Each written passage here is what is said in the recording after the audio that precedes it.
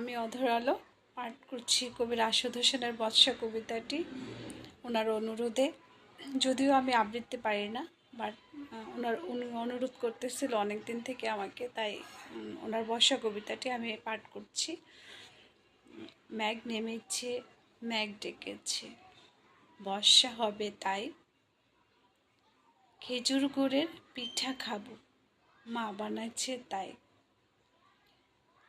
গরম গরম পিঠাই মাগো, আন্ডো থালা ভরে। এত গরম পিঠা আমি খাবো কেমন করে। বর্ষা এলো রে ভাই, বর্ষা এলো রে। ভিজে গেল রে মাগো, ভিজে গেল রে। আমি এখন ভিজবো মাগো তোমার সাথে যে। ভিজিস না মাগো তুই, ঠান্ডা লাগবে রে। রান্নাঘরের ছাউনি দিয়ে পানি পড়ছে গড়িয়ে।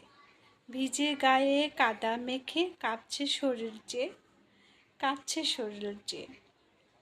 আমার মাগো আমার কাছে অনেক দামি রে ভাই, অনেক দামি রে। বর্ষা এলো রে ভাই, বর্ষা এলো রে। বর্ষা এলো রে ভাই, বর্ষা এলো রে।